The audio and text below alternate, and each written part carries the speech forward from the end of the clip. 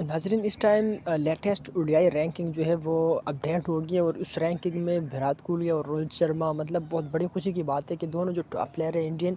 वो टॉप पर मौजूद है और बाबर आजम भी इस जो रेस है उसमें शामिल है। पहले नंबर पे अगर बातचीत करें तो वो है रोहित शर्मा जो कि 781 पॉइंट के साथ जो है वो टॉप पर है और इस वक्त मतलब कमाल की बात यह है कि इस वक्त उसकी उम्र 38 साल है रोहित शर्मा की और उस पर बहुत ज़्यादा तनकीद हुई, उससे कप्तानी छीन ली गई, लेकिन इसके बावजूद उसका जो हौसला है वो नहीं टूटा। उसने मेहनत लगन अपनी फ़िटनेस पर काम किया है और उसने 38 साल की उम्र में प्रूव किया है कि वो डिज़र्व करते हैं कप्तानी का भी और उसने मतलब वो सारी हदें पार कर दी है। इसके अलावा दूसरे नंबर पे किंग कोहली जो है एक बार फिर जो है वो दूसरे नंबर पे आ गया है और उसकी जो अगर देखा जाए तो 73 पॉइंट्स के साथ वो दूसरे नंबर पे मौजूद है और महज रोहित शर्मा से जो 8 पॉइंट्स जो है वो पीछे है और दूसरे नंबर पे मौजूद है और अगर एक आधा स्कोर उसका आ गया है तो फिर रोहित शर्मा को भी पीछे छोड़ सकता है और इस लिस्ट में बाबर आजम जो है वो छठे नंबर पर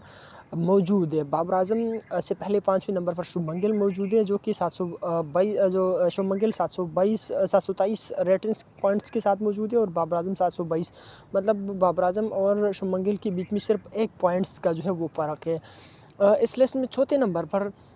इब्राहिम ज़दरान है, तीसरे नंबर पे दरियाल मैचल है, 5वें पे शुभमन गिल है और छठे नंबर पर बाबर आजम है। बाबर आजम जो कि पिछले अरसे से जो है कई मर्तबा और कई सालों वो राज करती रही ओडीआई रैंकिंग में, लेकिन अब वो ज़ाहिर-सी बात है कुछ पिछली सीरीज़ से उसका थोड़ा बहुत जो है वो रिदम वापस आ गया है, लेकिन अब वो इस तरह परफ़ॉर्मेंस नहीं दे पा रहा जिस तरह स्टिल जो है कोहली और रोहित शर्मा जो है वो बातें करते हैं बल्ले से और रोहित शर्मा और बाबर आजम और किंग कोहली इन सब पे बहुत ज़्यादा तनकीद हुई है, लेकिन इस तनकीद के बावजूद उन्होंने किसी के नहीं सुने, उसके बावजूद जो है वो रैंकिंग जो है वो स्टेटस और वो उनके रिकॉर्ड और परफॉर्मेंस जो है वो बोलता है और जिस तरह वो परफॉर्मेंस दे रहे हैं तो स्टिल लगता है कि यार उनको कप्तानी नहीं लेनी चाहिए, इनको जो जिस तरह टेस्ट से रिटायर करवाया गया मतलब इनके पीछे और जो है कहीं न कहीं पे अगर आप कामयाब मत बन गए हो, कहीं न कहीं पे आप कामयाब पर्सनैलिटी बन गए हो, तो आपके लिए बहुत सारे रुकावटें बनती हैं। लेकिन इस रुकावटों के बावजूद उनकी परफॉर्मेंस को कोई नहीं देखता मतलब कि इस उम्र में और फिर जिस इंटेंट के साथ जिस तरह उनके स्ट्राइक रेट पे बातचीत होती थी तो अब वो ओडीआई में टी20 की तरह खेलने लग गया। 130, 135, 125 का स्ट्राइक रेट के साथ बैटिंग भी करते हैं किंग कोहली और इसके साथ-साथ वो सिर्फ मतलब स्ट्राइक रेट के साथ बैटिंग नहीं करता बल्कि वो रन्स और एवरेज उसके आसमानों से बात करते हैं। पिछली सीरीज़ में उसका एवरेज 151 है, 151 उसका एवरेज है। और आने वाले अरसे में आप फिर देखोगे कि यानी जो चैंपियन ट्रॉफी इंडिया ने जीती वो इनकी बदौलत जीती। इसके साथ जो है अगर वर्ल्ड कप इंडिया जीत सकता है 2027 वर्ल्ड कप तो सिर्फ ये जो 2 बल्लेबाज़ हैं इनकी बदौलत जीत सकते हैं और पिछली 2 सीरीज़ एक रोहित शर्मा जिसमें मतलब एक मैच जीत गया है ऑस्ट्रेलिया में, बेशक सीरीज़ हार गया लेकिन वो एक मैच भी जीत गया वो रोहित शर्मा की बदौलत जीत गया और अब दूसरा जो सीरीज़ था वो